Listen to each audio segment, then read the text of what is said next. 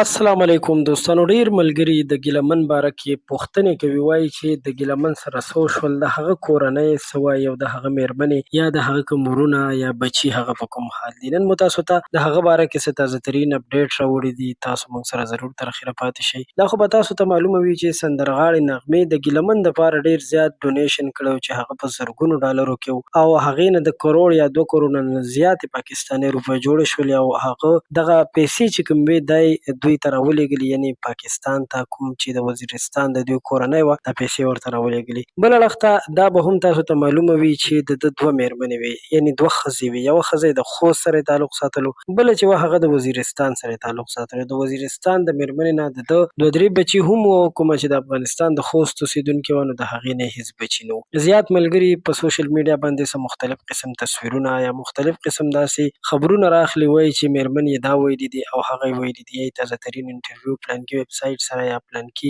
نیوز یا خبري سرچینې سره کړې ده. نو دوستانو د دغه هر څه باره کې موږ ته هم ملګرو میسیجونه کول چې آیا په دې خبر کې څومره حقیقت دی. نو دوستانو لکه څنګه چې تاسو ته معلومه ده، هیڅ یو پښتون او بیا داسې پښتون چې هغه په پښتونولۍ سر ورکوي، هغه هیڅکله هم نه غواړي چې د هغه مېرمن دی یا د هغه ښځه دي د کوره بهر ته میډیا ته راوځي. اگر که څوک مجبوره شي او چاته انصاف نه میلاویږي نو بیا همدغسې کوي، خو